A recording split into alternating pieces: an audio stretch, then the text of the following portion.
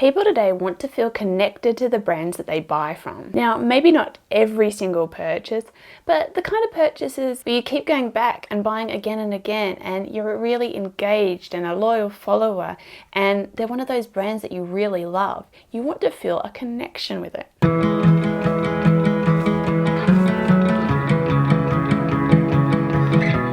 These are the kind of brands that you'll rave about, share with your friends, be mentioning on social media, be so excited when it arrives in the post. Those kind of purchases that mean more to you because you feel that connection with the brand. Plus, it's also just human nature. We want to feel a connection with other people. We want to feel seen, heard, and understood. We want to feel like people actually care about us. So when a brand demonstrates that they really care, that they're really listening, and they're putting out products and advice and help that shows that they've been listening to you and are trying to create something that will really help you, then you're going to really appreciate that and feel so much more connected to that brand. Now, there are a lot of ways that you can build connection in your own brand. It can start with the very simple things like just showing your face, actually being visible in your brand. Then how you speak in your copy and speaking to people in a relatable way and being friendly and genuine. And of course your products too, creating products that your audience is actually asking for and they really want and is really going to help them. And actually talking about those products and showing that you created this with them in mind. But beyond that, you can also create connection through more subtle ways, in particular through your design and your branding. Because design communicates a message using psychology.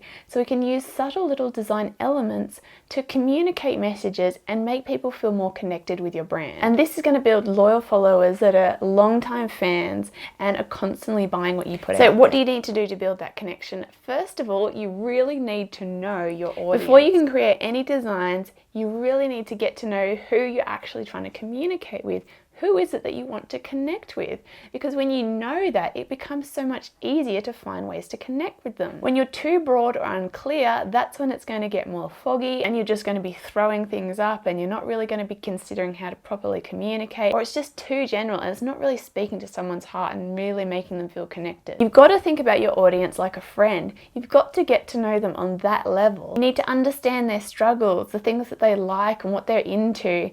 You need to understand their lingo, their hobbies, and all these little elements about who they are and what they're into and what they're struggling with and what they're trying to overcome. What do they care about? When you put it on that friend level, then it's a lot easier. You start thinking, well, if they were my friend, what would I know about them? And try and get to know your audience on that same level. When it comes to defining that audience, you first want to initially look at the demographics. Look at those simple, straight down the line things like, are they male or female? What age group are they in? Where do they live?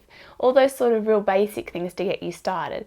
Then once you have that, then you can start to chip away and get more specific about who they are. And when it comes to actually creating the messaging, it often helps to actually create a singular person, because then every time that you try to create a graphic or some text or anything for your brand, you can try and keep that person in your head and think, if I was writing or creating this just for that one person, what would I do? Even though of course it's going to appeal to a lot more people than just one person, by keeping that person in mind, then it's going to feel more intimate and one-to-one. Obviously too, you don't want to get too abstract where it's so specific to one person that it doesn't make sense to anyone else.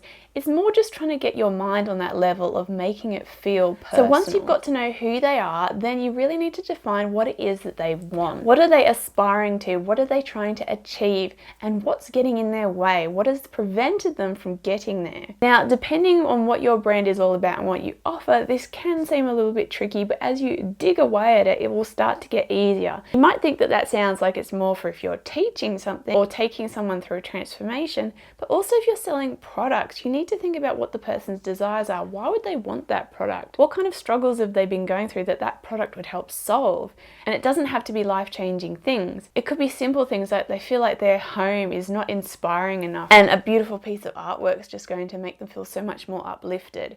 Or it could be you're selling candles and maybe they're struggling with a lot of stress and anxiety at the moment and they want something that will help bring them calm in the evening, settle them down and have a good night's sleep. They're super hard working and they just want that beautiful candle to help them wind down in the evening. And maybe it needs to be really luxurious because they want to really feel like they've earned it at the end of the day. So when you're tapping into their heads and really getting to know why they would be wanting to buy that, the struggle behind it that they're trying to overcome, that product or that service is going to help them overcome, then you're really going to be able to build some strong visual messaging. So take the time to dig deep on what it is that your product or service does for them both emotionally and physically. So what is it helping them with? Then you can really start to create visual messaging that starts to show them that what you sell will make that possible for them. So the next question is, what emotions do you want to spark in them? Emotions are something that really make people feel connected. It connects us on a more intimate level, like the times when you have a good old laugh with your friend or you're crying on their shoulder and have a hug. Emotions are very strong and they create a much deeper bond. So ask yourself, how do you want them to feel when they come across your brand, when they interact with your brand, when they buy something from your brand, when they contact you for questions or customer service? All the different elements of contact, think about how you want to make them feel. And then once you're clear on that emotion, you've got to think about the action that you want to connect with that. So do you want them to feel empowered then? Do you want them to feel like now's the time to take the next step? Do you want them to feel that now they've got hope, so they need to make a purchase? So going back to the candle example, maybe the action that you're trying to inspire in them is to start a new evening routine. So it could be that they've just been coming home from work and just laying on the couch watching TV, and you're trying to encourage the action of starting a new routine where they're taking care of themselves and bringing a bit of luxury and calm into their evening. And so you're first tapping into that emotion of the stress, then tapping into the emotion of wanting to feel relaxed and calm and feel special and taken care of. And so then you're wanting to inspire the action of starting a new routine and using your candles to do that. So your visuals can be beyond just trying to encourage people to just buy the candles, but also around the whole idea of starting that new evening routine, making them feel like they deserve it and that it's important and that it's beneficial for them. So think about that base action. What do you really want to inspire them to start doing? So if you sell cards, then you want them to start sending out more cards. If you sell face cream, you want them to start a better skincare routine.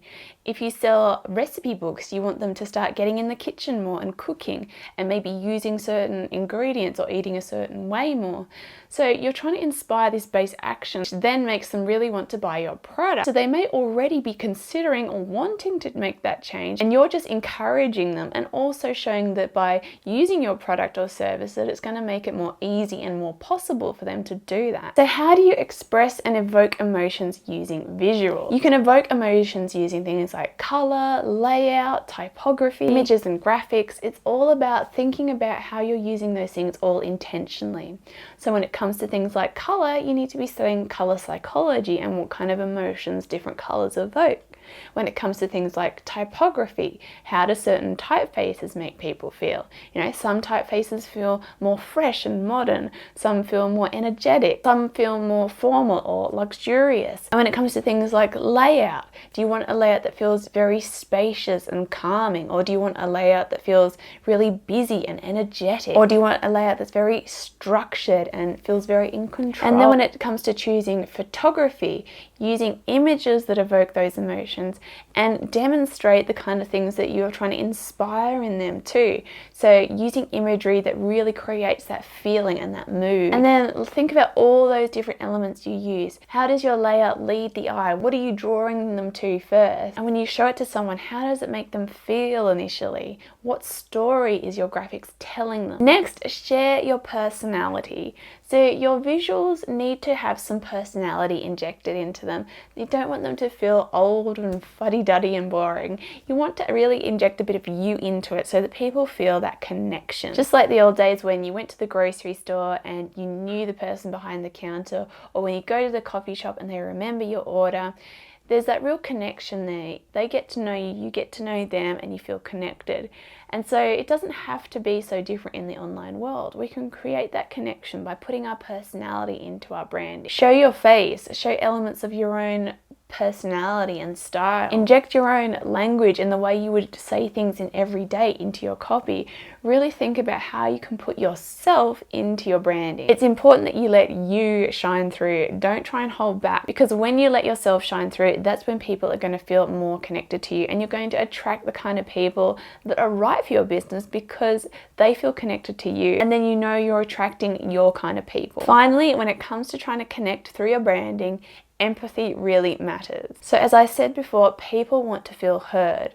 So this means that when it comes to your branding, you have to demonstrate that you're listening to your audience, that you care about what they're struggling with, that you understand where they're coming from. What are their struggles? What are their desires? What's holding them back? What are they tired of? What are they really struggling to overcome? And what are those deep desires? What is that dream solution that they would just love? When you understand all these things, you can show more empathy towards your audience. You can really understand what they're dealing with and where they're coming from, and then you can start to show that in the way that you connect with them and brand your business, and so they feel like this person genuinely cares and is genuinely trying to help me, and they're not out just purely to make money, but they actually care about trying to get me a result. And even more than that, they understand me. So when I start talking about my struggles, they actually really get it. It's that me too factor, that I get you, I know what you're going through, I've been there too. And this not only makes them feel connected, but it also builds trust. They know that they can trust you because you understand what it is that they're dealing with. Customers want to know that you get them, so show that you do. This can be done through things like showing elements of everyday life,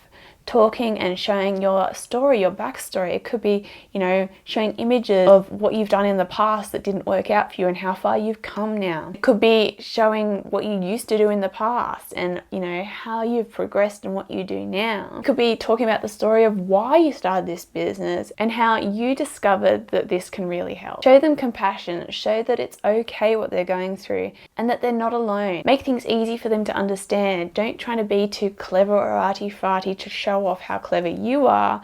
Think more about what's going to be helpful for them. Finally, know what you stand for and your brand values, because people are going to feel connected to that. If they have similar values and similar things that they stand for, then they're going to rally behind your brand because they know that you're standing up for those things too. So get clear on what your values are and what you stand for. And don't be afraid to be putting some people off. It's about attracting the right kind of people and pushing away the people that are wrong for your business. So you don't want to be wishy-washy. Stand up for what you feel is right when it comes to your business and your brand. And stay consistent too, because when you're staying consistent about those values, about the message, and about what you offer, then people are going to trust you more because they know that this is what they can get from you and this is what you stand for.